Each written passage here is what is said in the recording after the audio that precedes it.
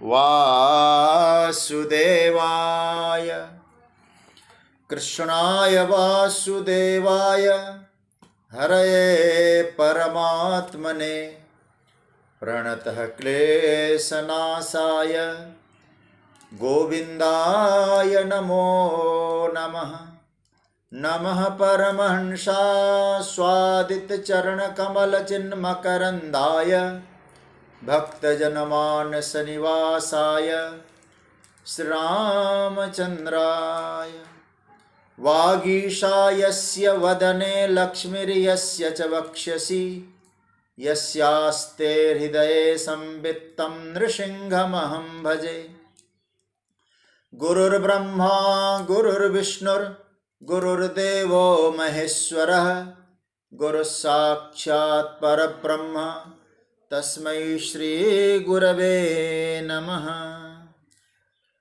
भगवत चरण कमलानुरागी सभी आत्मीय प्रिय प्रभु प्रेमीजन, स्वाध्याय परिवार के सभी जिज्ञासु प्रभु प्रेमीजन, आप सभी को मेरा प्रणाम वंदन, सबका अभिनंदन। राधे राधे, जय सिया राम, जय श्री कृष्ण। प्रभु की मंगलमय कृपा करुणा हम सब पर बरस रही है। सत्संग की यात्रा सुचारू चल रही है और सत्संग मिलना ही प्रभु की कृपा का परिणाम है। क्योंकि देवर्षि नारद भी कहते, सताम संग कैसा है महत संगस्तु दुर्लभो अगम्यो अमोघश्च। सत्संग दुर्लभ है, शीघ्र फलदायी है, ये भाव बताया है। तो हम लोगों को प्रभु की कृपा से सत्संग की यात्रा प्राप्त हो रही है, उसका आनंद लेते हुए आइए अब हम लोग जो चिंतन चल रहा है उसकी यात्रा को आगे बढ़ाएं। हम लोगों ने देखा कल 29वें श्लोक में अनंतश्चास्मि नागाना 10वें अध्याय का वरुणो यादसामहं पितॄणां मर्यमा चास्मि यमः संयमतामहम्। 3 विभूतियों पर तो चर्चा की थी। अनंत, नागों में अनंत हूँ। वरुणो यादसामहं, जलचरों में, जल में रहने वाले, यादशाम, उनमें मैं वरुण हूँ। पितरों में भगवान ने कहा कि मैं अर्यमा हूँ। अर्यमा क्यों है, इसकी हम लोगों ने चर्चा की थी कि भगवान कहते हैं, और एक चर्चा बची थी कि यमः संयमतामः, संयम रखने वालों में, शासन करने वालों में मैं यम हूँ, यमराज हूँ। शासन जो करते हैं यम, मृत्यु के देवता, उनको यम कहा गया है। ऐसे पुराणों की दृष्टि से भी हम लोग देखें, यम बड़े ज्ञानी हैं। और श्रीमद् भागवत के 6ठे स्कंद के अनुसार 12 भागवत आचार्य हैं, उनमें एक यम भी भागवत आचार्य, भक्ति के आचार्य माने गए हैं। यम बड़े सौम्य मूर्ति है, किसके लिए? भक्तों के लिए। और जब कोई पाप कर्मा होता है ना, यम उनको क्रूर जैसे लगते हैं। तो कहने का अर्थ है, भगवान कह रहे हैं यम मेरी विभूति है। इसको थोड़ा सा समझना। भगवान यम देकर ये कहना चाहते हैं कि भाई जीवन का जो सत्य है उसको भूलना नहीं।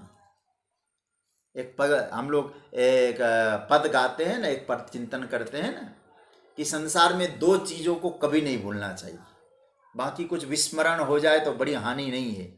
क्या कहते हैं कि 2 बातन को याद कर जो चाहत कल्याण, नारायण एक मौत को।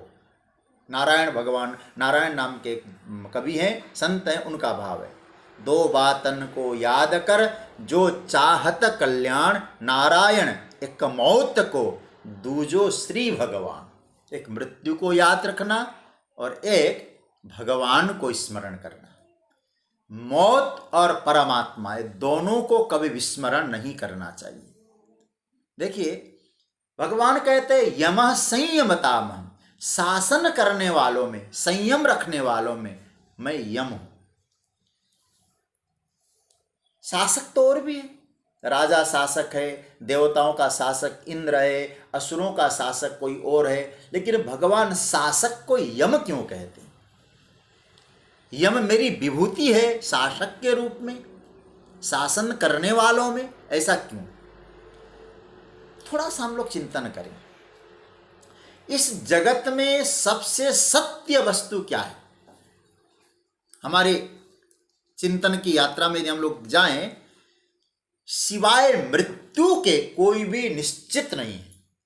सिवाय मृत्यु की, मृत्यु ही जीवन का अनिवार्य सत्य है, इस आपको स्वीकार करना ही पड़ेगा।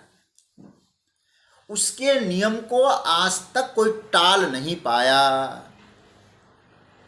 जो बाल्यावस्था है वो युवावस्था में जाएगा ही जाएगा, युवावस्था है वृद्धावस्था में जाएगा ही जाएगा, और वृद्धावस्था जिसने पाया उसकी परिणति मृत्यु में है, ये अचूक सत्य है। उसके नियम को कोई टाल नहीं पाया। भले कितना भी हम लोग संयम रखें, ये सब परिस्थितियां आएंगी, ये सब अवस्थाओं से साधक को गुजरना पड़ेगा ही पड़ेगा। इसलिए यह सूत्र दिया जा रहा है कि मृत्यु असत्य है, जीवन परिवर्तन होता है, ठीक है, आज धनी है कल गरीब है। एक कहते ना, एक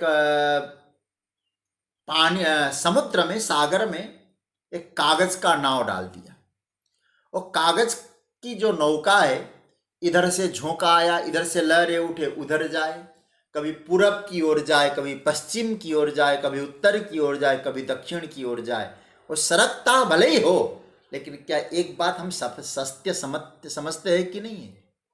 एक सत्य समझते ही समझते हैं, उस सत्य का नाम है उस कागज के नौका को सागर में डूबना ही डूबना है, ये सत्य है। इसी तरह से संसार में हम इस जगह को छोड़ के उस जगह जाएं, दुखी हैं सुखी हो जाएं, गरीब है अमीर हो जाएं, जगह बदलें, परिस्थितियां बदलें, रिश्तेदार नातेदार बदलें, कभी पूरब कभी पश्चिम, कभी उत्तर कभी दक्षिण, लेकिन ये एक सत्य जरूर है, ये सब यात्रा में अंत में मृत्यु ये अनिवार्य सत्य है। इसमें किसी प्रकार का अपवाद नहीं है, निरपवाद सत्य है। इसलिए कहने का अर्थ है, भगवान कहते हैं कि मैं मृत्यु, वहां चाहे कोई आए मेरे शासन में समानता है। ध्यान देना इस बात को। यम क्या, भगवान क्या कहते हैं कि तुम भले ही विषमता का व्यवहार करो, लेकिन दो चीज समान है कि नहीं, जन्म और मृत्यु। हर किसी कोई जन्म लेगा मां के गर्भ से ही जन्म लेगा, हा? और मृत्यु होगी, नष्ट होना ही होना है। अब जलाने के लिए लकड़ियों की बंदोबस्त अलग अलग कर ले भाई, है? किसी को साधारण लकड़ियों से जला दो, किसी को चंदन की लकड़ियों से जला दो, अंत में राख बचना है। और सच्ची बात है, राख भी नहीं बचना है, वो भी खत्म होता है। तो भगवान कहते हैं इसे, जो शमशान बोलते हैं ना, एक महात्मा कह रहे थे शमशान क्यों कहा गया? बोले शमशान इसीलिए कहा गया जहां सबका शान समान हो। शमशान, सबकी शान जो है एक समान हो जाए, वो शमशान है। चाहे राजा हो चाहे रंक हो, कोई पक्षपात नहीं है। भगवान ये कहना चाहते हैं कि हे अर्जुन, जिस मृत्यु के देव यम में पक्षपात नहीं है, पक्षपात रहित जो न्याय व्यवस्था है, वो मेरी विभूति है। इसलिए सबकी परिणति एक है, मृत्यु, और मृत्यु की देवता चाहे कैसी भी अवस्था हो, आप धनी हो गरीब हो ज्ञानी हो मूर्ख हो पंडित हो, चाहे कुछ भी हो, पुरुष हो स्त्री हो, मृत्यु है, सबके समान है, सबका समान जाना है। इसलिए जहां समान शासन व्यवस्था है वो यम, वो मेरी विभूति है। पक्षपात रहित शासक ही मेरी विभूति है। यम संयमताम्, एक विभूति कल की चर्चा में रह गई थी, अब आइए हम लोग 30 नंबर का श्लोक, मैं बोलूं फिर आप लोग बोलिएगा। यहां 4 विभूतियों की चर्चा की इस श्लोक में। प्रह्लादश्चास्मि दैत्यानां कालः कलयतामहम् मृगाणां च मृगेन्द्रोऽहम् वैनतेयश्च पक्षिणाम्। अहम दैत्यानां प्रह्लाद अस्मि च कलयतां कालः च मृगाणाम् अहम मृगेन्द्रः च पक्षिणां वैनतेयः। क्या इसका अर्थ है? अहम दैत्यानां प्रह्लाद अस्मि, मैं दैत्यों में प्रहलाद हूं। च मतलब और, कलयताम कालः, गणना करने वालों में मैं काल हूं, समय हूं, गिनती करने वालों में मैं समय हूं। मृगाणाम अहम मृगेन्द्र च, और मृगाणाम पशुओं में मैं मृगेन्द्र सिंह हूं। च और पक्षिणाम वैनतेय, और पक्षियों में मैं, वैनतेय का अर्थ होता है गरुड़, मैं गरुड़ हूं। पहली विभूति श्लोक में आई प्रह्लादश्चास्मि दैत्यानां, मैं दैत्यों में प्रहलाद हूं। देखिए, प्रहलाद भगवान की विभूति है। प्रहलाद परम भागवत है। और जो यम जैसे न द्वादश मतलब भक्ति के आचार्य, द्वादश भागवताचार्य माने गए, उनमें एक प्रहलाद है, यम भी है। और हम लोग जब परम भागवतों का स्मरण करते हैं प्रातः स्मरण में, क्या नाम आता है? प्रह्लाद नारद पराशर पुंडरीक व्यासाम्बरीश सुख सौनक विस्मताल्भ्यान रुक्मांगदार्जुन वशिष्ठ विभीषणादीन पुण्यानिमान परम भागवतान नमामि। प्रहलाद को भागवतों में सर्वश्रेष्ठ माना गया है। लेकिन भगवान क्या कहते हैं? दैत्यों में मैं प्रहलाद हूं। आप जरा सोचिए, दैत्यों में क्यों? बोले दैत्य वंशोद्भव प्रहलाद अहम अस्मि। दैत्य कुल में उत्पन्न हुए। इनकी कथा तो प्राय आप जानते ही हैं। ये दीति के पुत्र थे हिरण्यकशिपु, इनके पुत्र हुए प्रहलाद, और इनकी मां का नाम है प्रहलाद जी की कयाधु। कयाधु जब गर्भवती थी, आप कथा सब जानते हैं, कया गर्भवती थी, इंद्र ने कयाधु का हरण किया। देवर्षि नारद कयाधु को लेकर गए और अपनी कुटिया में सामने कयाधु को बिठाकर ज्ञान का, कथा का, तत्व का उपदेश प्रदान किया। उस सत्संग का प्रभाव ऐसा हुआ, गर्भ में पल रहे प्रहलाद जी पर उसका असर हुआ, तो प्रहलाद जी भक्त बन गए। मां के द्वारा गर्भावस्था में सुने हुए ज्ञान के प्रभाव से प्रहलाद जी पर इतना बड़ा असर होता है, भक्त बन गए। और प्रहलाद जी की जो बड़ी विशेषता क्या थी? भगवान विभूति क्यों कह रहे हैं? थोड़ा सा ध्यान देना। विशेषता कहीं है, उसको विभूति कहते हैं। अब प्रहलाद जी में क्या विशेषता खोजेंगे आप? देखिए, प्रहलाद जी विपरीत संयोगों में भी प्रहलाद जी ने कभी भजन नहीं छोड़ा, भक्ति नहीं छोड़ी। हिरण्यकशिपु जैसे असुर के पुत्र हैं प्रहलाद जी। हिरण्यकशिपु का स्पष्ट आदेश था, कोई परमात्मा का भजन नहीं करेगा, कोई भक्ति नहीं करेगा, कोई सत्संग नहीं करेगा, और किसी ने सत्संग किया, भजन किया तो कत्ले आम कर देंगे। आप जरा सोचिए, सब लोग घबरा गए, देवता लोग गुफाओं में छिप गए, ऋषि लोग, और प्रहलाद जी भजन करने लगे। अब पता चला मेरा बेटा प्रहलाद भजन कर रहा है, तो संडामर जो शुक्राचार्य जी के पुत्र थे, उनके माध्यम से राक्षसी विद्या तक सिखाई गई प्रहलाद को। राक्षसी विद्याओं का प्रभाव भी प्रहलाद जी की मनस्थिति को परिवर्तन नहीं कर पाया, भगवत भक्ति की मनस्थिति।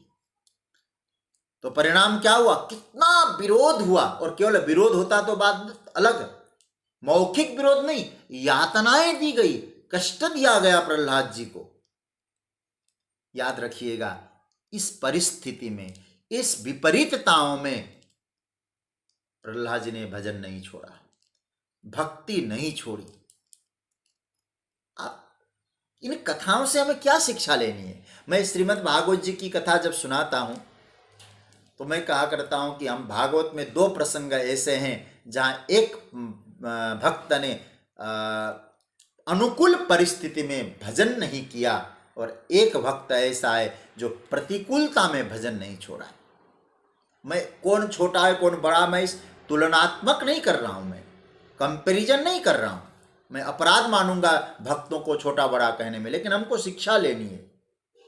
भागवत में आता है भरत जी, जिनको बाद में जड़ भरत कहा गया, और पुलहाश्रम में गए, गंडकी जी के तट पर अनुकूल परिस्थितियां हैं वहां, लेकिन भरत जी भजन नहीं कर पाए, मृग के मोह में फंस गए। अनुकूलता है सब कुछ, भजन एकांतम मिला है, वहां तो कोई वातावरण भी भजनीय वातावरण है। और प्रहलाद जी का जीवन देखिए, कहीं भी कुछ भी अनुकूल नहीं है, सब कुछ प्रतिकूल है। प्रहलाद जी का भजन नहीं छूटा। तो हम सबको एक शिक्षा लेनी है इन कथाओं से, भजन के संस्कार जागृत हो जाएं तो परिस्थितियां बाधा कभी नहीं देती। परिस्थितियों का बहाना बना के जो भजन नहीं करते, समझ लीजिएगा इनको भजन करना नहीं है, बहाना बनाना है। ये सच्ची बात है। भजन करने वाला कभी बहाना नहीं बनाएगा, यहाँ भजन नहीं हो रहा है, यहाँ नहीं हो रहा है। अब जरा सोचिए, प्रहलाद जी की तरह तो हमारा जीवन नहीं है ना। आपको भक्ति करने में, आपको राम नाम गाने में, आपको भगवत चिंतन करने में कोई रोकने वाला तो नहीं है। फिर भी हम लोग कहते भजन कहाँ हो पाता। नहीं, इन कथाओं से शिक्षा लेनी है हमको। मतलब परिस्थितियां विपरीत हो जाए, भजन के भाव को बढ़ाइए, सत्संग करिए, तो अपने आप भावना प्रकट होने लगती है। इसलिए यहां बहुत सुंदर भाव दिया।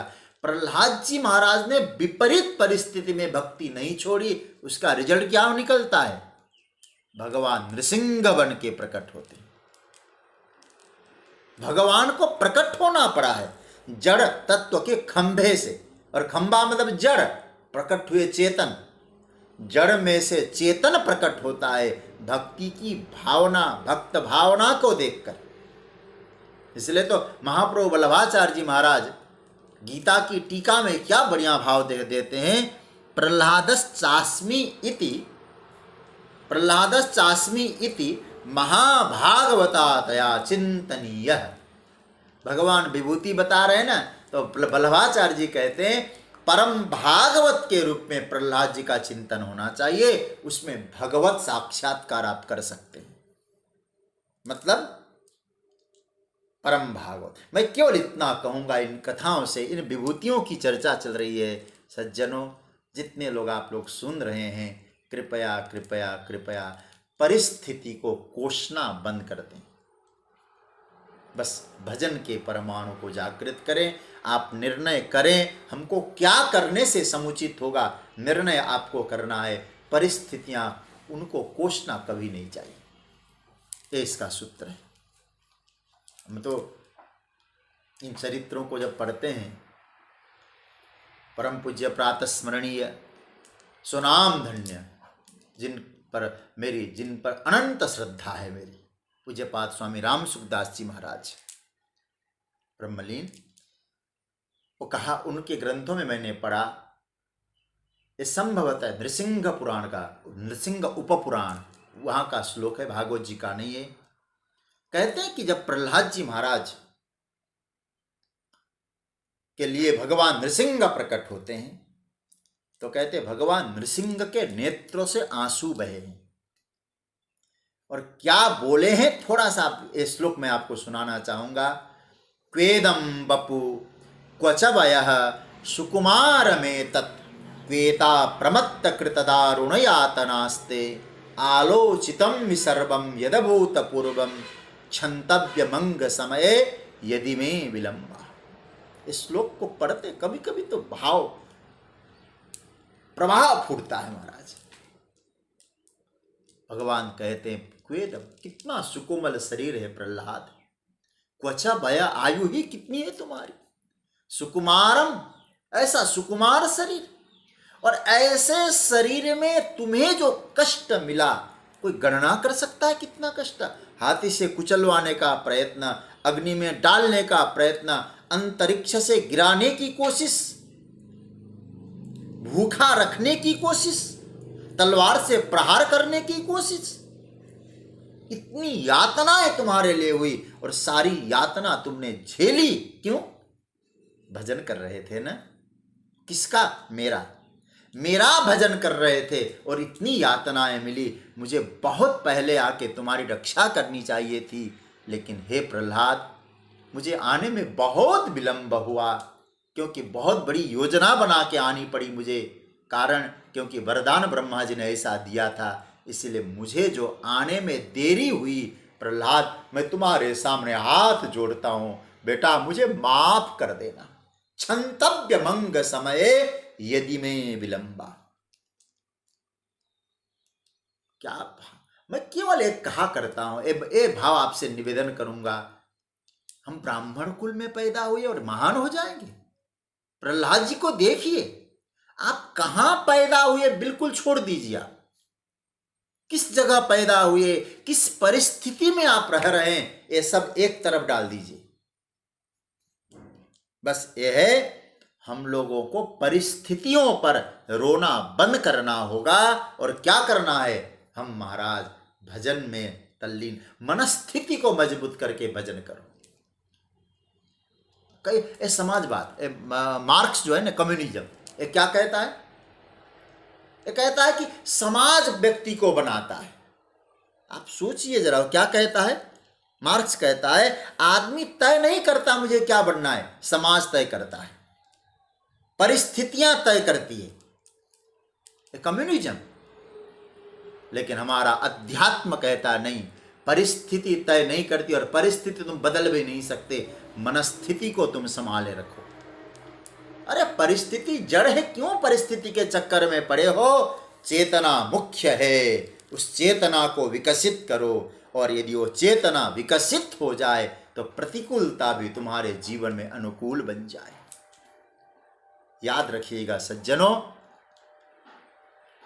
आप अपने, मैं एक सूत्र बार बार कहा करता हूं, फिर आज कह रहा हूं, परिस्थिति न टालो, मनस्थिति संभालो।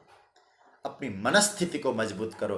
प्रहलाद जी का जो चरित्र है ना, हम जैसे साधकों के लिए बहुत बड़ा उदाहरण बन सकता है, एक प्रेरणा बन सकता है।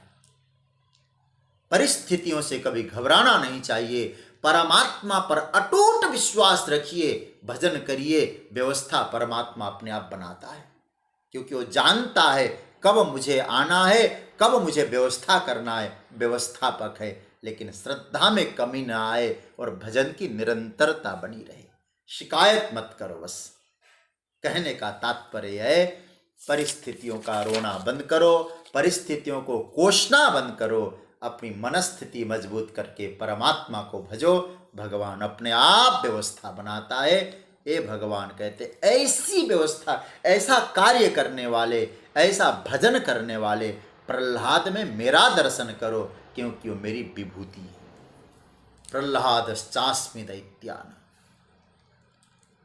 क्या बताएं, भगवान की विभूति है एक एक। और मैं तो इसलिए कहा करता हूँ, इन पुराणों को भी पढ़ना चाहिए, इनकी कथाओं। और मैं आज अपने अनुभव के आधार पे कहता हूँ आप लोगों से, पुराणों को पढ़ने का परिणाम, जितने पुराणों को हमने पढ़ा, भागवत इत्यादि को, गीता के श्लोक अपने आप खुलते जाते हैं। तो सज्जनों, कालः कलयताम, एक एक शब्द पे ध्यान देना। प्रहलादश्चास्मि दैत्यानाम और कालः कलयताम है। कालः कलयताम है, कलयताम जो गिनने वाले हैं, जो गिनती करते हैं, उन गिनती करने वालों में मैं काल हूं। कलयताम कलनम गणनम कुर्बताम अहम। जगत गुरु शंकराचार्य अपने भाष्य में लिखते, शंकर भाष्य में, जो गिनने वाले हैं, गणना करने वाले हैं, उन गणना करने वालों में मैं कौन हूं? काल हूं। काल मतलब टाइम, समय। देखो इस टाइम ठाकुर है, भगवान है, क्या सूत्र है। समय से बढ़कर गिनने वाला कोई हो नहीं सकता। और याद रखिएगा, संसार मिस्टेक कर सकता है, गलतियां कर सकता है, समय कभी गलती नहीं करेगा, कभी गलती नहीं करेगा। जितने सेकंड के लिए, जितने समय के लिए हम धरती पर आए हैं, एक सेकंड भी हमारा इधर उधर नहीं होगा। जितने समय के लिए हैं हम, लाख कोशिश करें, वो रहेंगे ही रहेंगे, और अधिक नहीं मिलेगा। और दूसरी बात, उससे कम भी नहीं होगा। और एक बात और कहूं समय के विषय में, एक क्षण, बस एक क्षण है आपके पास। एक क्षण है तो कोई कह नहीं सकता है कि मैं 1 मिनट मेरे पास है, मैं 5 मिनट कर दूंगा। 1 मिनट तो 1 मिनट। समय जो देता है, गिन गिन कर देता है, और याद रखना, रेगुलर देता है, लेकिन जो दिया है ना, उसका हिसाब भी मांगता है। वो चारों तरफ दृष्टि किया हुआ है। भले हम संसार से छिपा ले, दुनिया से छिपा लें, समय के साक्षी में सब कुछ हो रहा है। उस समय परमात्मा का स्वरूप है। हम लोग गाते भी है ना, समय बड़ा बलवान, बड़ा बलवान है समय। अब मैं कभी कभी सोचता हूं, ये जो घड़ी है ना, इस घड़ी को हमने बांधा हुआ है। घड़ी क्या है? समय देने वाला। मैं आपसे एक प्रश्न करूं, आप लोग चिंतन करना। घड़ी अर्थात समय, उसको हमने बांधा है, ऐसा कहें, या घड़ी ने हमको बांधा है, समय ने हमको बांधा है, कि हमने समय को बांधा है? कभी चिंतन करना। मतलब सत्य बात तो यह है, घड़ी ने ही हमको बांधा है। किस घड़ी में क्या हो जाए, किस समय क्या हो जाए, समय को हमने नहीं बांधा, समय ने हमको बांधा है। भगवान अर्जुन से कहना चाहते, अर्जुन, गिनती करने वालों में मैं हूं, इसका अर्थ जानते हो क्या कहना चाहता हूं मैं? क्या? एक जो कह रहा था ना, मैं इनको कैसे मारूं, ये मामा है, एक क्षण पहले इनको तू मार नहीं सकता, और एक क्षण के बाद तुम इनको जीवित नहीं कर सकता, क्योंकि सब समय के प्रभाव से चल रहा है। और उस समय मैं हूं, काल हूं मैं। इसलिए समय को मेरी विभूति मानो, और हर समय का सदुपयोग करो, क्योंकि समय के रूप में हर क्षण तुम्हारे साथ हूं मैं। एक क्षण भी ऐसा नहीं कि एक समय भी इधर उधर नहीं, हर समय मैं तेरे साथ हूं, समय के रूप में। और याद रख, मैं हूं, मेरे पर भरोसा रख, हर क्षण परमात्मा साथ है, अच्छा होगा। और जितना समय मिला है उसका आनंद ले, इंजॉय कर जीवन को, और मौज ले, मुझे बिना भूले। बस काल कलयताम मृगाणाम च मृगेंद्रो। तीसरी विभूति भगवान कह रहे हैं। भगवान कहते हैं, पशुओं में मैं मृगेंद्र हूं। मृगेंद्र का ऐसा अर्थ होता है सिंह, लेकिन जगत गुरु शंकराचार्य ने अपनी भाष्य में, मैं बताना चाह रहा हूं आपको, मृगेंद्र सिंहो व्याघ्रो वा, महाभाष्य क्या कहते हैं? सिंह भी कहो, व्याघ्र भी कहो, ये उनका भाव है। ये वन का राजा है, साहसी है, सूरवीर है, लेकिन साहित्यों को पढ़ के ऐसा लगता है सिंह संबंध को निभाना जानता है, रिलेशन को ठीक तरह से निभाता है। एक कहते हैं कि एक ग्रीक माइथोलॉजी, ग्रीक पौराणिक कथाओं में एक कथा आती है, कहते हैं कि यह सत्य कथा है, कि एक गुलाम, राजा ने गुलाम को रखा था, और ऐसा वहां का नियम था, उसने कोई अपराध किया है, उसको गुलाम बना के रख दिया, और एक सिंह उसको 7 दिन तक भूखा रखा जाता था और उसको पिंजड़ा खोल दिया जाता था। कहा जाता था कि ये पिंजड़े से जो सिंह निकलेगा इस गुलाम को अपने हिसाब से मार डाल के खा लेगा। ये नियम था, ये बताया जाता था। और कहते हैं कि उसने एक समय राजा के यहाँ था, वो कहीं था, तो उस सिंह के पैर में कांटा चुभा था, रक्त बह रहा था। उस गुलाम ने अपनी सही अवस्था में उस सिंह के पैरों से कांटे को निकाला था। सिंह इसको पहचानता था और पशु जल्दी पहचान भी लेते हैं। इसलिए हमारे यहाँ कहा जाता है घर में कोई पशु होता है ना, कल घटना क्या होगी वो पशु संकेत कर देते हैं। तो वो जो है वो सिंह पहचान लिया, इसने मेरे ऊपर उपकार किया है, और इधर पिंजड़े से खोल दिया और उधर वो गुलाम को सामने रख दिया। मतलब ये था उसकी मौत आएगी। सज्जनों, 7 दिन का भूखा शेर भी उसको नहीं खाता है, बल्कि उसको मुक्त कर देता है। भले मैं भूखा रहूं, इसने मेरे ऊपर उपकार किया है, इसलिए मैं इस पर कृपा करूं। उपकार का बदला मैं कैसे इसको नष्ट करूं?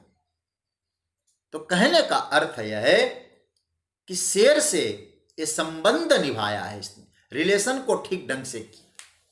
तो एक तो ये विशेषता है शेर में, सिंह में। और दूसरा, एक संत की वाणी कि बकरी के अनेक बच्चे हों पर सारे बेचारे। संत की वाणी मैंने कहीं कोट किया है। और शेरनी का एक ही बच्चा हो वह भी 1000 के समान है।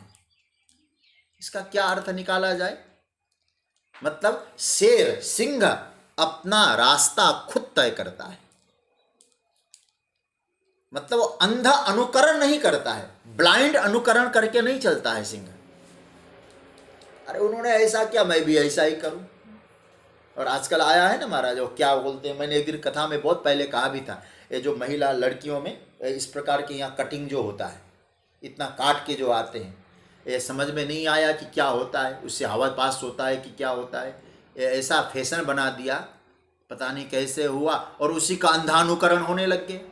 और उससे कितना लाभ होता है ठाकुर जी जाने। ये शेर ये नहीं है। भगवान ये कहना चाहते हैं तुम अपना कुछ व्यक्तित्व अलग बना के चलो। तुमने किसी ने ये कह दिया बिना विचारे उसी के पीछे चले, अंधे नैव नियमाना यथांध। शेर ऐसा काम नहीं करता, ये विशेषता है शेर में। भाई तुम्हारे में भी तो कोई अपनी विशेषता है, अपनी पर्सनैलिटी है। तो कहने का अर्थ यह है, एक मुझे याद आ रहा है, मैं किसी को ठेस न पहुंचे एक बात कहूं मैं। एक व्यक्ति कहीं, मैं ना जगह का नाम भी नहीं लूँगा, तो वहाँ जो कुछ कार्यक्रम चल रहा था, कीर्तन चल रहा था, अच्छा कीर्तन तो ठीक था, लेकिन सब मुस्कुरा रहे थे। मुझे कहा कि क्या गजब है, वाह। लेकिन थोड़ी देर में बाद में देखा कि बाहर निकल के झगड़ भी रहे थे कुछ काम से, कारण से। तो मैंने कहा लोग वहाँ मुस्कुरा रहे थे, बात मेरी हुई उनसे, तो कहने लगे हमारे गुरुजी ने कहा है कीर्तन के समय तुम मुस्कुराने का प्रयास करो, अथवा जब भी किसी से मिलो मुस्कुराओ। बोले कैसा? बोले उन्होंने एक नया नाम दिया। बोले क्या बता रहे थे मुझे याद नहीं, प्लास्टिक स्माइल क्या बोल रहे थे। बोले इस प्रकार से व्यवहार करो। क्या अन्ना? अरे तुम भीतर से मुस्कुराओ ना, प्लास्टिक स्माइलिंग। बोले उन्होंने सिखाया है हमको। ठीक है, लेकिन तुम फिर दूसरे से झगड़ते क्यों हो? कहने का मतलब यह है अपना रास्ता, अपना पर्सनैलिटी, अपना व्यक्तित्व निर्माण करो, खुद निर्माण करो, और आपके व्यक्तित्व से लोग प्रभावित हों, यूं ही अंधा अनुकरण करके जाएं। भगवान कह रहे हैं शेर पशुओं में मैं मृग हूं। एक तो संबंध निभाता है और दूसरा वो अपना मार्ग स्वयं खुद चुनता है। दूसरा कैसा भी करे उसके जीवन में अंध अनुकरण नहीं है, इसके लिए शेर अपनी विभूति है। वैनते यश्च पक्षिणा, पक्षिणा मतलब पक्षियों में, चिड़ियों में भगवान कहते हैं मैं वैनते, बैनतेय शब्द का अर्थ होता है विनता के पुत्र, इसलिए उनका नाम है बैनतेय, गरुड़। देखो भाई, कश्यप जी की पत्नी थी विनता, और उनके पुत्र है, क्योंकि बड़े मातृभक्त थे विनता, गरुड़ जी। माता के प्रति अनन्य निष्ठा थी उनकी, बड़े ज्ञानी थे। मुझे तो रामचरितमानस, जब गरुड़ जी की बात आती है ना, मानस की एक पंक्ति याद आती है, गरुड़ महाज्ञानी गुण राशि हरिसेवक अति निकट निवासी। महाज्ञानी है, गुणों के भंडार है, हरिसेवक भगवान के सेवक है, अति निकट निवासी। ऐसी गरुड़ की विभूति है। अब क्या बताया जाने के विषय में, मातृभक्त है, इनकी कथा बड़ी दिव्य है। मैं छोटे संक्षेप में मैं आपसे कह दूं, गरुड़ जी, एक दिन क्या हुआ, कद्रू और विनता के बीच में चक्कर झगड़ा हो गया। कद्रू मतलब सर्पों की माता, विनता मतलब गरुड़ जी और पक्षियों की माता, उनका नाम है विनता। आपस में कलह हुआ। सूर्य के रथ के घोड़े सफेद है कि काले हैं, ये पुराणों में बड़ी अच्छी कथा है। तो कद्रू ने कहा काले हैं, विनता ने कहा कैसी बात करती हैं आप, सूर्य के रथ के घोड़े काले कैसे हो सकते हैं, सफेद है। बोले नहीं काले हैं। वो कहते नहीं सफेद हैं। कोई हार जाएगा तो कद्रू ने कहा यदि तुम हार गई तो मेरी दासी बन जाओ। विनता ने कहा तो मैं जीत गई तो मैं आपकी दासी बनूं। तो ठीक है। तो कद्रू ने अपने पुत्रों से कहा, सर्पों से कहा, मैंने ऐसा ऐसा शर्त लगाया, दासी बनना पड़ेगा मुझे। यदि उनको दासी बनाना है, सौतेला डाह, दासी बनाना है, एक काम करो, सब जाके लिपट जाओ। और सारे सर्प सूर्य के रथ के घोड़े में लिपट गए। माँ है नहीं घर में, तो माँ कहाँ चली गई? बोले कद्रू की दासी बन गई। बोले कारण? गरुड़ जी को सारी बातें बताई गई। तो गरुड़ जी ने कहा सूर्य के रथ के घोड़े काले हो ही नहीं सकते, सफेद है। तो महाराज तब से वो अपनी माँ को उन्होंने दासी बनाया झूठ बोल के। तब से गरुड़ जी सर्पों को मारने लगे, इसलिए उनका नाम है उरगारी। उरग कहते सर्प, उनके शत्रु है गरुड़ जी। उरगारी, उसकी बड़ी लंबी कथा। लेकिन मां के लिए इतना बड़ा दुश्मनी मोल ली सर्पों से। पहले नहीं थे, सर्पों से मित्रता थी गरुड़ जी की, लेकिन मेरी मां को दासी बनाया। मातृभक्त थे वो, अन्याय उनसे सहन नहीं होता था कभी। मुझे छोटा बनना पड़े कोई दिक्कत नहीं है, लेकिन मुझे तत्व ज्ञान पाना है, ये विशेषता थी गरुड़ जी में। इसलिए गरुड़ जी भुसुंडी जी के पास जाते हैं और राम कथा सुनते हैं। आप थोड़ा सोचिए, इतने बड़े पक्षियों के राजा कहां जा रहे हैं? कौवे के पास। कौवे से भगवत चर्चा सुने। हम लोग तो कहते हम इतने बड़े छोटों से क्यों सुने?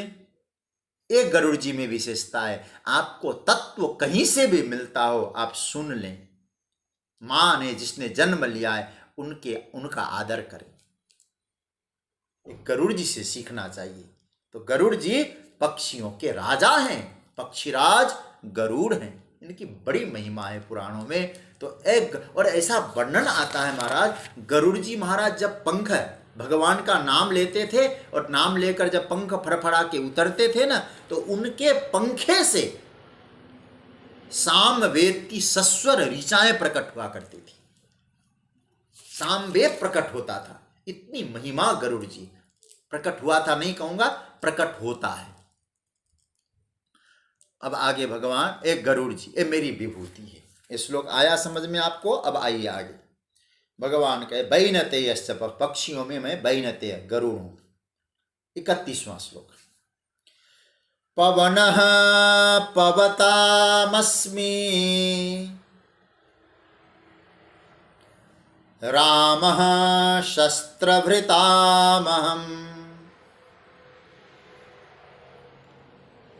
झषाणां मकरश्चास्मि स्रोतसामस्मि जाह्नवी। बहुत सुंदर। क्या एक एक सूत्र पे बड़ा सुंदर मनन करने जैसा है।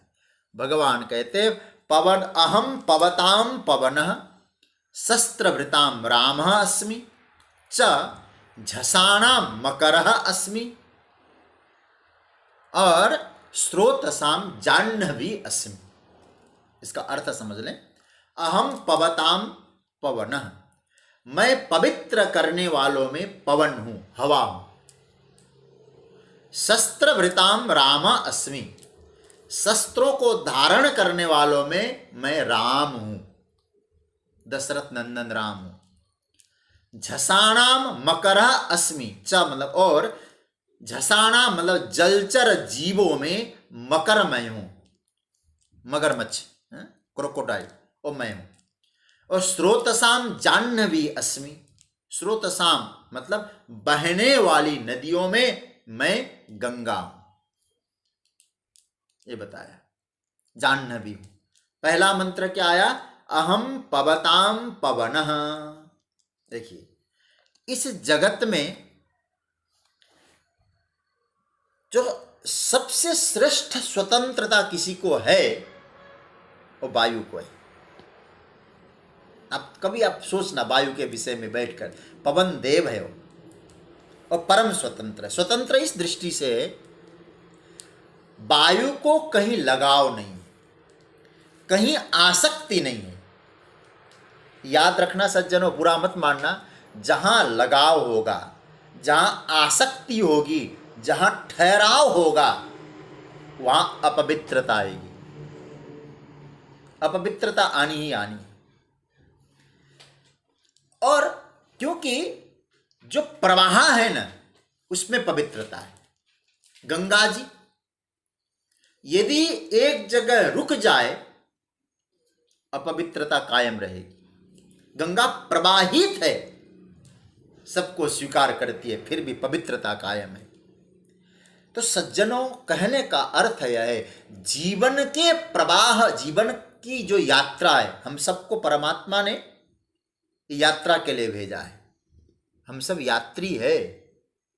कहीं आसक्त बन गए तो हमारा प्रवाह रुक गया तो जीवन में अपवित्रता आ जाएगी। लक्ष्य की ओर बढ़ते रहिए, अपने आप को यात्री समझिएगा, लेकिन आप सोचिएगा क्या मंजिल की ओर सही राह पकड़ रहे हैं हम लोग? गीता सुन रहे, चिंतन करना है हमको। यात्री तो है, लेकिन कभी कभी कहीं गलत रास्ते पे तो हमारी यात्रा नहीं हो रही है। कहीं गलत यान पे तो नहीं बैठे, कहीं गलत मार्ग से तो हम नहीं जा रहे हैं।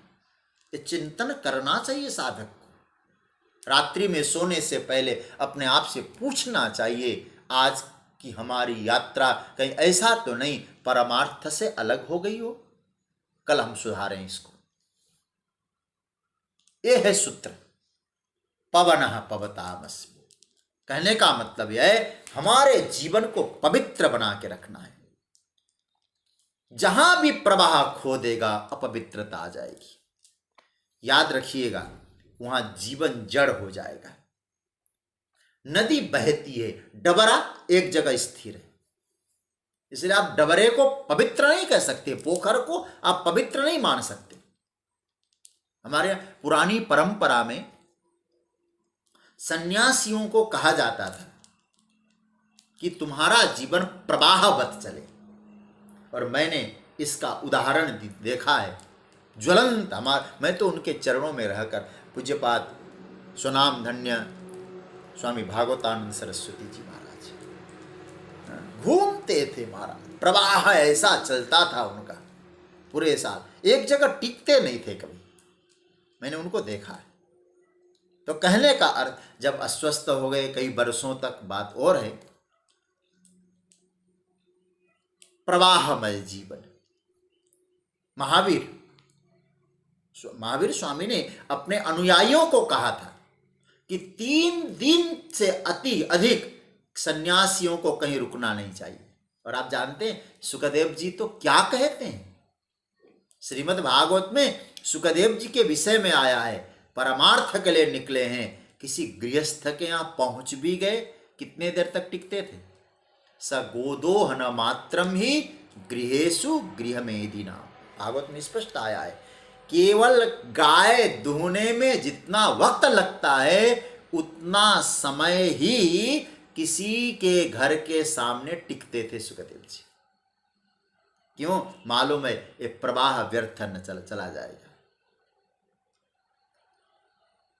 ये पकड़ने जैसी चीज है सज्जन, बहुत गंभीरता से समझना। पवन में, हवा में एक गुण है, कहीं लगाव नहीं है, साधु चलता भला, पहला लक्षण पवन में। ये भगवान विभूति ऐसे नहीं बता रहे। और दूसरा लक्षण क्या है पवन में? पहला पकड़ लेना, पहला सूत्र पवन में हवा कहीं रुकती नहीं। दूसरा लक्षण है हवा सेवा करती है, दिखाई नहीं देती। आप उनकी सेवा को अनुभव करो, हवा को आप महसूस कर सकते हैं, आप देख नहीं सकते हैं। कभी किसी कवि ने लिखा है, मैं हवा हूं, मुझ पर क्या पहरा लगाओगे, महसूस कर सकोगे पर छू न सकोगे। आप कहीं चिपके नहीं, ये तो ठीक है, लेकिन आपकी सेवा ऐसी हो लोग महसूस तो कर सके लेकिन स्वयं को प्रकट न करे। पवन की सेवा से शिक्षा लीजिएगा सज्जनों। ये सूत्र ऐसे समझ लीजिएगा, हमारी सेवा तो सामने दिखाई दे लेकिन सेवक कौन है ये दिखाई न दे। मैंने कभी कथा प्रवचन में शायद कहा हो, हनुमान जी पवन पुत्र है, पवनः पवतामस्मि। हनुमान जी की सेवा दिखाई देती है, हनुमान जी ने क्या किया सामने देख लीजिएगा, लेकिन हनुमान जी अपने आप को पीछे करते हैं, कभी अपने आप को प्रकट नहीं करते। साधकों की सेवा ऐसी होनी चाहिए कि हमने जो किया है वो तो सामने लोग महसूस करे, लेकिन हम करने वाले कर्ता को आगे न कर। क्रिया प्रकट हो जाए कोई बात नहीं, कर्ता प्रकट न हो, तब वो श्रेष्ठ सेवा है। और कभी कभी तो ऐसा भी दिखाई देता है, कर्ता भले ही प्रकट हो जाए, कर्म दिखाई नहीं देता है, क्या किया है मतलब नहीं, करने वाला सामने दिखाई देता है। ऐसी सेवा नहीं होनी चाहिए। और पवन की सेवा याद रखना, और सबसे महत्वपूर्ण सेवा पवन की है। भोजन के बिना आप टिक सकते, हवा के बिना कैसे टिक पाएंगे एक क्षण भी? तो कहने का अर्थ है सज्जनों, पहला सेवा, पहला तो यह कहीं हमारी यात्रा ऐसे हो कहीं चिपके नहीं, चलते रहें, यात्रा चलती रहे। ये पहली विशेषता पवन में है, कहीं एक जगह ठहरना नहीं। दूसरी, सेवा के लिए निकले हो तो सेवा तो करो, अपने आप को प्रकट न होने दो।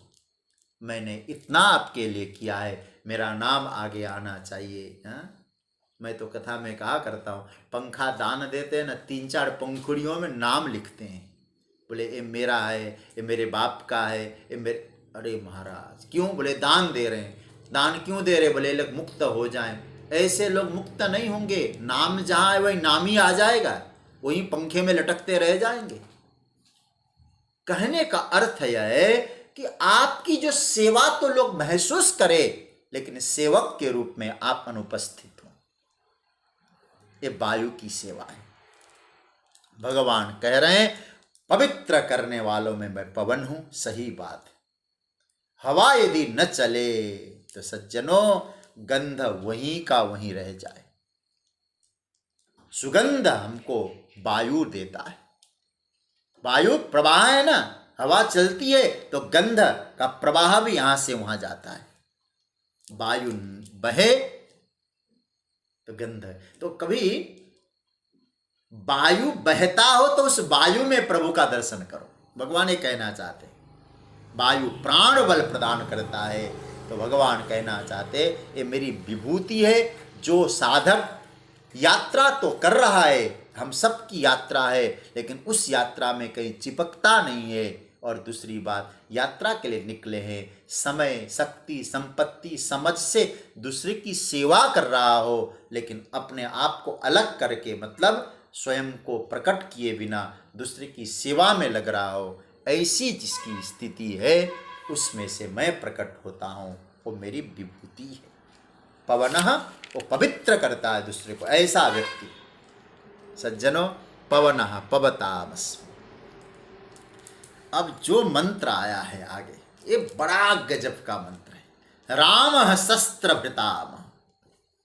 ये जो सूत्र है ना, इस पर तो महापुरुषों ने कलम तोड़ दी, इतनी व्याख्या की है ना। शस्त्रधारियों में मैं राम हूं। कभी कभी लगता है शस्त्रधारी तो और भी थे, भगवान श्री कृष्ण ने राम को ही क्यों चुना होगा भाई? राम के हाथ में शस्त्र, कभी आपको लगता नहीं क्या विरोधाभासी शब्द है? राम के हाथ में शस्त्र, राम और शस्त्र मेल कम खाता दिखाई देता है। हाँ, रावण के हाथ में शस्त्र हो तो ठीक भी लगता है, रावण ठीक है, इस प्रकार का उग्र शस्त्रधारी है। और भगवान कहते हैं शस्त्रधारियों में मैं राम हूं, लगता है ठीक है। पहली बात तो यह है, शस्त्र रावण के हाथ में हो तो खतरनाक होगा कि नहीं हो, पहले आप सोचिएगा। क्योंकि रावण के मन में सिवाय हिंसा के और क्या है? तो ऐसों के हाथ में शस्त्र जाए तो आप क्या समझेंगे? जैसे आग जल रही हो और आप पेट्रोल लेके आए, उस आग में डाल रहे हैं। बड़ी समझने जैसी बात है। इस दुनिया में एक पीड़ा है, कभी कभी ऐसा लगता है, क्या है बोले, जिसके पास ताकत है, विचारधारा गलत, मतलब गलत लोगों के हाथ में सत्ता की ताकत चली जाती है। कभी कभी जो गलत है उनके हाथ में सत्ता की ताकत है, उनके पास सत्ता की, लेकिन भाव परिवर्तन पवित्र नहीं। आप सोचना जरा, गलत आदमी होगा ना, वो ताकत को चाहता है, वो चाहे रावण हो चाहे हिरण्यकशिपु हो, और उस ताकत को पाकर उन्होंने क्या काम किया? अच्छा किया क्या? राम जी के हाथ में सत्ता है, ताकत है, लेकिन उन्होंने उस सत्ता को, उस ताकत को, उस शक्ति का कभी कहीं दुरुपयोग नहीं किया। इसलिए भगवान कहते राम के हाथ में शस्त्रों की शोभा है, क्योंकि राम जी के शस्त्र रक्षा करने के लिए है। राम जी के हाथ में शस्त्र धर्म स्थापना के लिए है। ताकत है लेकिन नजाकत भी है, दोनों चीजें हैं। लेकिन कई बार लोगों में ताकत तो है लेकिन नजाकत नहीं है। ताकत का प्रयोग कहाँ करना है, इसका तो प्रयोग विचार होना ही चाहिए। ताकत आपके पास है, किसी की स्त्री को अपहरण करके ले आओ, तो शस्त्र का उसके हाथ में तो क्या करेगा? तो सज्जनों, और आप चरित्र देखना, भगवान राम के चरित्र में यदि आप अवलोकन करेंगे, राम का शस्त्र प्रेम जितना था किसी अवतारी परमात्मा में और इतना नहीं दिखाई देगा आपको। कितना शस्त्रों के प्रति प्रेम है, धनुष बाण के प्रति प्रेम है। एक महात्मा जी का मैं अभी ग्रंथ पढ़ रहा था, पूज्यपाद स्वामी चिन्मयानंद जी महाराज का। गीता पर भी बहुत उनके ग्रंथ बड़े अच्छे लगते हैं, वेदांत पर ज्यादा बल रहता है। वो कहते हैं कि भगवान, ऐसे विनोद में, भगवान राम को कोई फैमिली फोटो भी खिंचानी हो ना, फैमिली पोज होता है ना, उस फैमिली पोज में भी भगवान राम धनुष बाण धारण करके ही पोज देते होंगे। इतना प्रेम है शस्त्रों से। मतलब आप जरा सोचिए, 14 वर्षों के बाद दरबार सजता है, दरबार में बैठे हैं, क्या महाराज, नीलाम भुजस्या मलको मलांगम सीता समारो पितमाम भागम पाणो महासायक चारु चापम। जरा देखिए यहाँ, ऐसी हालत राम जी की है। यदि राम जी अकेले खड़े हो जाएं और धनुष न हो तो शायद राम जी को पहचानना भी कठिन हो जाए, ये राम है क्या, लगते तो नहीं है। और यदि धनुष बाण आ जाए तो हाँ, अब लग रहे हैं राम जी। कहने का अर्थ यह है, राम जी धनुष अपने शस्त्रों से प्रेम रखते हैं। राम शस्त्रभृताम। एक बार जब भरत जी चित्रकूट में गए ना, और चित्रकूट में क्या है, ऋषि मुनियों के बीच में राम जी बैठे हैं, और भरत जी ने देखा राम जी को किस रूप में देखा चित्रकूट में, कहते कर कमलन धनुषायक फेरत, कर कमलन धनुषायक फेरत, हाथ से धनुष को संभाल रहे हैं, बाण को संभाल रहे हैं। यह है राम जी का शस्त्र प्रेम। भगवान कहते राम शस्त्रभृताम, शस्त्रधारियों में मैं राम हूं। भगवान श्री कृष्ण से किसी ने पूछा, हे कन्हैया आप क्यों शस्त्र धारण नहीं करते, आप भी तो कोई शस्त्र ले लिया करिए। भगवान श्री कृष्ण बोले, नहीं, शस्त्र रखने की जितनी इच्छाएं मेरे मन में थी वो राम जी की अवतार में मैंने पूरी कर दिया।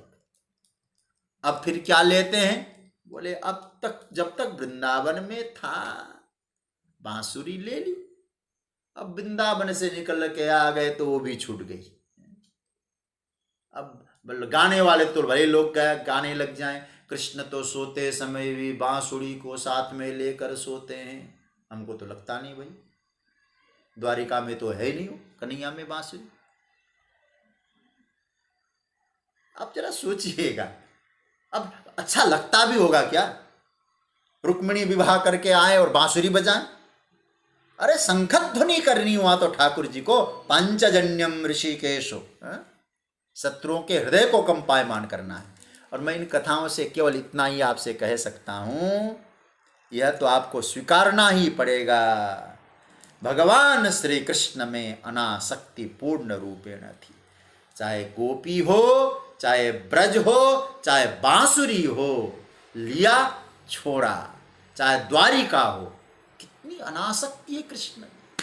वही कह सकते हैं कन्हैया सुख दुखे समय कृत्वा, गीता का वही गान कर सकते हैं। तो भगवान कहते राम शस्त्रभृताम, शस्त्रधारियों में मैं राम।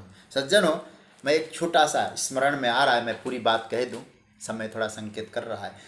पूरे रामचरितमानस में भगवान राम ने 2 बार ही अपने शरीर से शस्त्रों को अलग किया, ऐसा दिखाई दिया है। नहीं तो पूजा के वक्त भी शस्त्र साथ में होते हैं। एक बार क्या हो, चर्चा बड़ी दिव्य है। एक बार जब भरत जी राम जी से मिलने गए, अब इतना प्यारा लगता है इस प्रसंग में, पर बताऊं तो ऐसा लगता है कि बहुत कम है समय, लेकिन संकेत कर रहा हूं, भाव तो बहुत उठ रहे हैं। जब भरत मिलने के लिए गए राम जी से, और क्या कहते, पाहि नाथ कही पाहि गोसाई, भूतल परे लकुट की नाई। हे प्रभु मेरी रक्षा करो, मेरी रक्षा करो। गिर पड़े भरत जी, वहां राम जी तक पहुंच नहीं पा रहे। और लक्ष्मण जी ने कहा, प्रभु आप कुछ देख रहे हैं क्या? बोले क्या? भरत प्रणाम करत रघुनाथ। हे रघुनाथ, भरत प्रणाम कर रहा है। तो वहां गोस्वामी जी लिखते हैं, तुरंत अपनी भद्र वेदिका पे राम जी बैठे थे, उठ गए। राम कथा जब सुनाता हूं ना, बहुत प्यारा लगता है प्रसंग। हमारे गुरु प्रसाद जी जो गुड़गांव से हैं, अभी चर्चा कर रहे थे कि इस बार तो होना चाहिए, लेकिन कोरोना का प्रभाव बढ़ता रहता है। आपके यहाँ दिसंबर के महीने में 5 दिन का किसी विशेष प्रसंग पे चर्चा होती है, कभी शिव पुराण, शिव चरित्र, कभी हनुमत चरित्र, कभी क्या। तो ऐसी चर्चा इस बार क्या, मेरे मन में तो आ रहा था भरत चरित्र रखा जाएगा, लेकिन परिस्थितियां अनुकूल होने पर दिसंबर के महीने में होता है आपके यहाँ। बड़ा प्यारा चरित्र है। 2 बार राम जी ने शस्त्र को छोड़ा है। समय संकेत कर रहा है आपके, एक कह दूँ, एक बार भरत जी के प्रसंग में, मैं कल समझाऊंगा इसकी चर्चा। एक बार भरत प्रसंग में, एक बार जब वनवास से लौट के आते हैं तब, वो सब दोनों प्रसंग हम देखेंगे कल। तो समय संकेत कर रहा है राम शस्त्र भृताम। इसको चिंतन करते रहिएगा आप, चिंतन की धारा चलती रहे। 2-4 बात आपसे कहना है, इसलिए अभी आप लोग धैर्य रखिएगा। आज अभी चर्चा को तो मैं यहाँ विराम दे रहा हूँ। 1-2 निवेदन